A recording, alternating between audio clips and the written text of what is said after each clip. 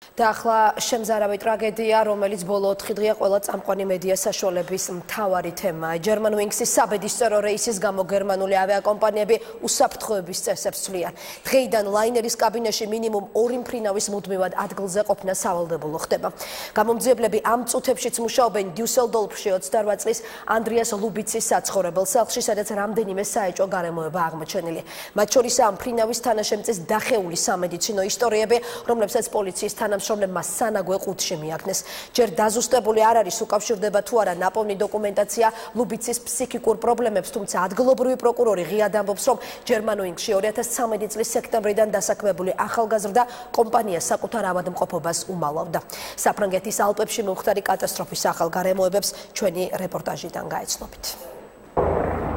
საფრანგეთის ალპებში ჩამოვარდნილი Germanwings-ის ავიალაინერის საქმეში ახალი დეტალები ხდება ცნობილი. საჰაერო ხომალდის განზრახ ჩამოგდებაში ეჭვმიტანილი მფრინავის ანდრიას ლუბიცის საცხოვრებელ სახლში სამართალდამცველმა ჩხრეკა ჩაატარეს. ამოღებული კომპიუტერისა და სხვა პირადი ნივთების შესწავლის შედეგად დადგინდა, რომ პილოტს დეპრესია აწუხებდა და მკურნალობის კურსს ფსიქიატრთან იტარებდა. მასალებში ჩანს ექიმის რეკომენდაცია, რომლის მიხედვით მფრინავს 24 მარტს სამუშაოზე გასვლა აკრძალული ჰქონდა. სამედიცინო შინაარსის დოკუმენტები ამოვიღეთ, სადაც ავადმყოფობისა და შესაბამისი მკურნალობის დეტალებზეა საუბარი. წინასწარი გამოძიების შედეგად გამოთქმული ვარაუდით პილოტმა თავის დამსაქმებელსა და კოლეგებს ავადმყოფობა დაუმალა.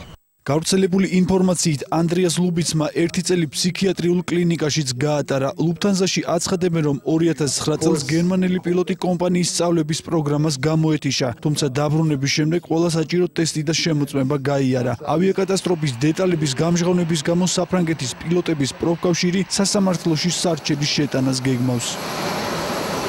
ავიაკომპანია Germanwings-ის კუთვნილი Airbus 320-ის ავიაკატასტროფის შემდეგ გერმანიაში მფრინავებისათვის ახალი ინსტრუქციების შემუშავება დაიწყო.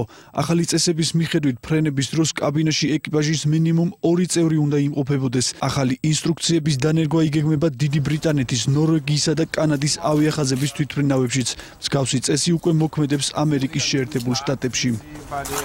ვფიქრობ, რომ ეგრეთ წოდებული 4 თვალის პრინციპის იდეა კორექტული და დროულია. ახალი წესები უზრუნველყოფს, რომ პილოტის კაბინის გარეთ ჩაკეტვა ასეთი მარტივი აღარ იქნება. ევროპის თითქმის ყველა ავიაკომპანიასთან ახალი ზომების დანერგვაზე მოლაპარაკებებს ვაწარმოებთ.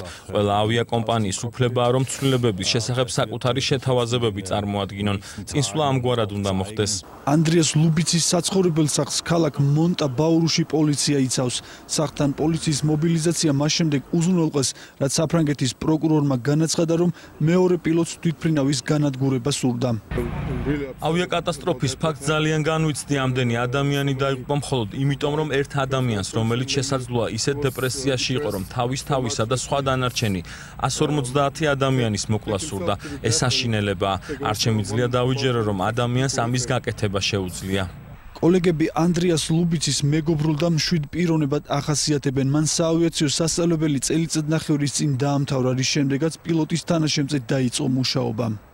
ავიაკომპანია ლუფთანზაში აცხადებენ, რომ მიუხედავად იმისა, რომ საავიაციო სკოლაში მფრინავების მომზადების პროგრამა 10 წლეულობით არის გამოცდილი, მსგავსი სახის ბოროტი განზრახვებისაგან თავის დაზღვევა ფაქტიურად შეუძლებელია. თუმცა მიუხედავად ამისა, მომავალში თითეული მფრინავის შემოწმება ხელისუფლებასთან მჭიდროდ თანამშრომლობით განხორციელდება. ავიაკომპანიის ხელმძღვანელების განცხადებით, დაღუპულთა ოჯახები ფინანსურ დახმარებას მიიღებენ.